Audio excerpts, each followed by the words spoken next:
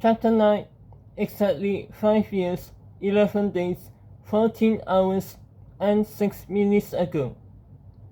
This is Howard Hutchins. Howard is 6-year-old and he lives with his mom and sister at 1520 Vine Street in Piqua, Ohio. Howard's parents had just gotten divorced and his dad had moved to Nevada about 6 months ago. None of this had been easy for Howard. He didn't talk about it. In fact, Howard Hutchins didn't talk much at all. He kept to himself mostly and drew pictures. Lots and lots of pictures. Howard liked to draw monsters and superheroes.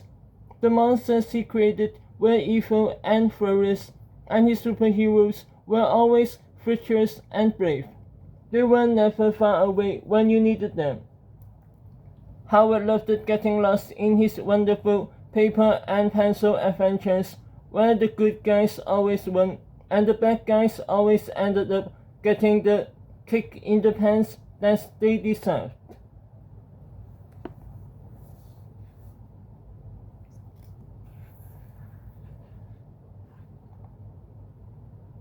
Today had started out just like any ordinary school day.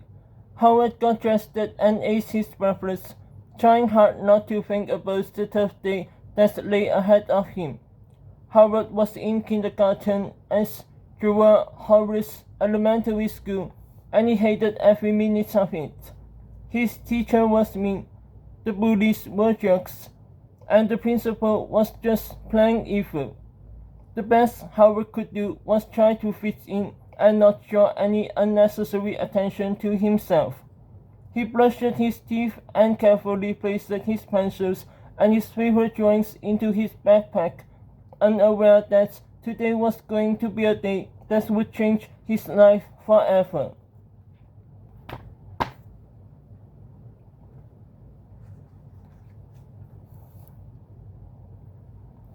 Howard's mom helped him put his backpack on at the front door.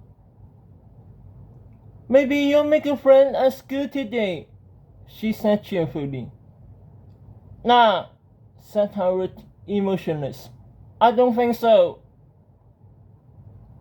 "What about that little boy next door who moved in last weekend?" said Howard's mom. "What's his name?" Howard shrugged it. He had seen the boy once or twice, but they hadn't actually met.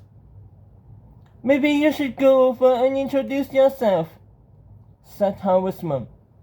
"Wouldn't it be nice to have a friend who lives next door?" Howard shrugged it again. Howard's mom hugged him and kissed at the top of his head. She got $2 out of her purse and handed them to Howard. "This is for your lunch, okay, honey?" she said. "I don't want you using this money at the candy machine or the pop machine." "I won't," said Howard. That much was true. Howard knew his lunch money would never make it to the candy machine or the pop machine. Howard's $2 usually never even made it into the school. They were always taken away from him by a 6th grade bully named Kipper. Kipper Crump was the biggest and meanest kid at Jewel Horace Elementary School. He was the captain of the wrestling team and the nephew of the school principal, so everybody treated him like royalty.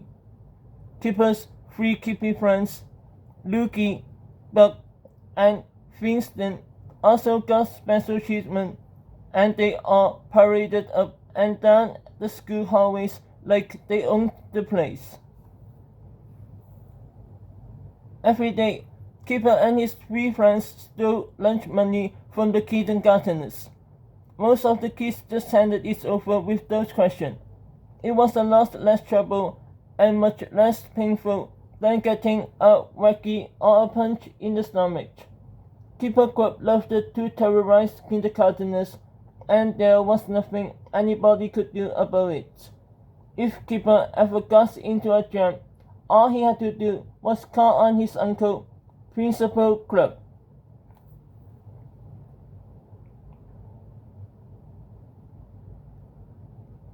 "Uncle Benny!" Kipper would cry. "That kindergartner just hit my fist with her stomach."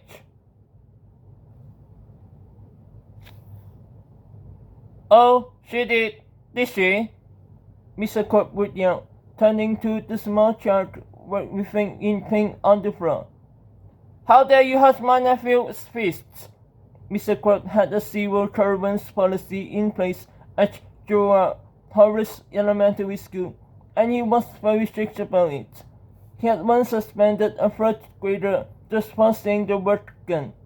To be honest, the boy had actually said the word gum, but it sounded a lot like gun, and there was no room for common sense when it came to zero tolerance.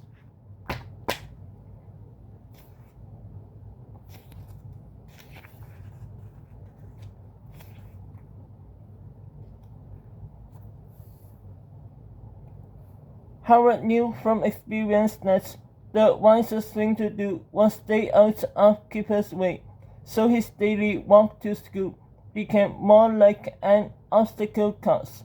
He quickly went in spurts, dashing from trash can to mailbox to tree, hiding behind anything he could find, just in case Kipper and his friends were nearby. The worst section of Howard's mad dash to school was the intersection of Darkwood Drive and Washington Lane. There was nowhere to hide between the big tree by the coffee shop and the sign at the gas station across the street.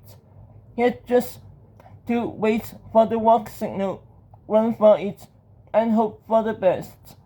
Most days, Howard was lucky, but his luck was about to run out.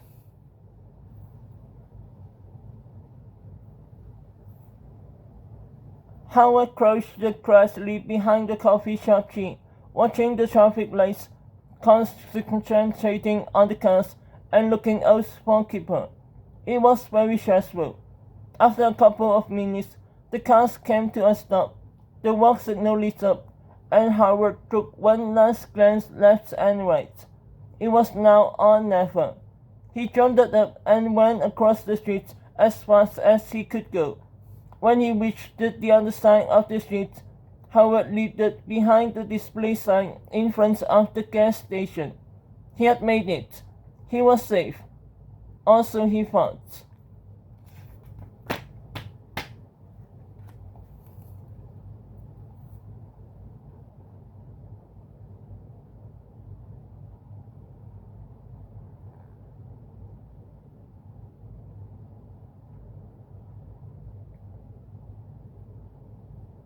"Hey, you stupid kid!" shouted Billy Bill, the owner of the gas station. "Get away from that sign!" Howard's heart was pounding in his throat as Billy Bill stormed toward him and grabbed the back of his t-shirt. He yanked Howard out from behind the sign, making a terrible scene. "That sign is a valuable piece of merchandise," Billy Bill screamed. "Not a toy for you to play with."